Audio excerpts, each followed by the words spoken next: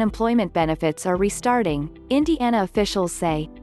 The Indiana Department of Workforce Development announced Friday it began paying people federal unemployment after Governor Eric Holcomb unsuccessfully tried to end the program.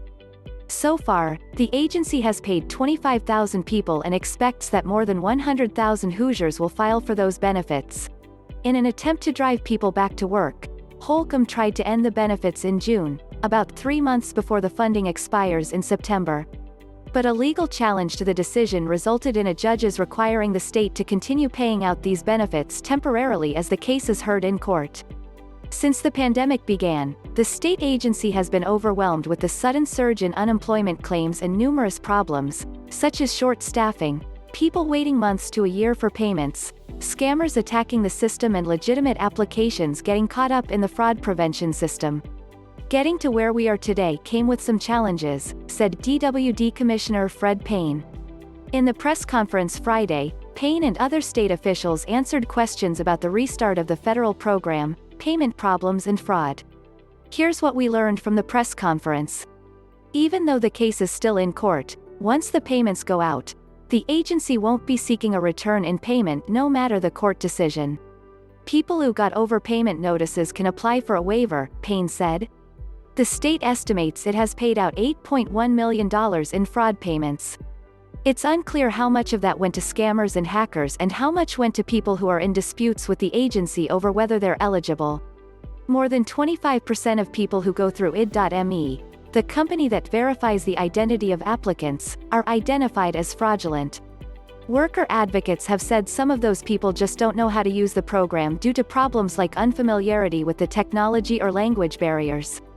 While Payne acknowledges that the fraud prevention methods have slowed legitimate applications, he said the agency's measures have blocked more than $236 million in fraud payments.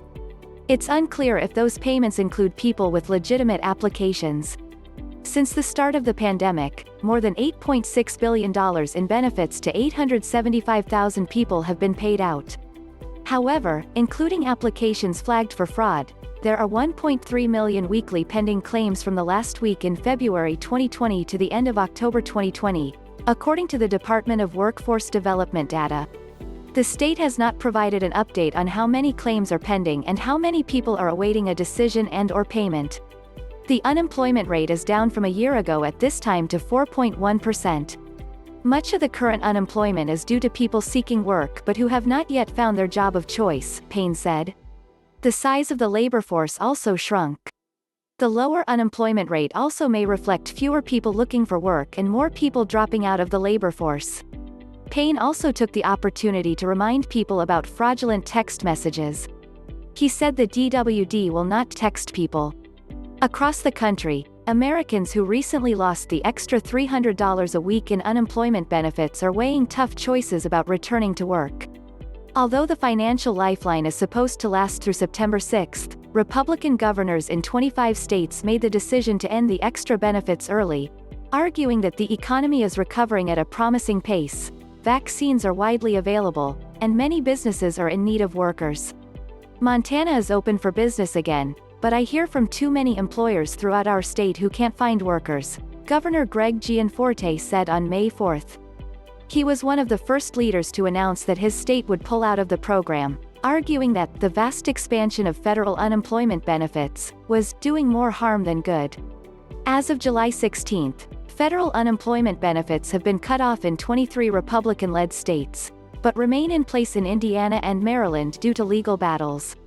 Louisiana Governor John Bel Edwards also made the decision to stop federal jobless benefits at the end of July, becoming the first Democratic leader to opt out of the program early.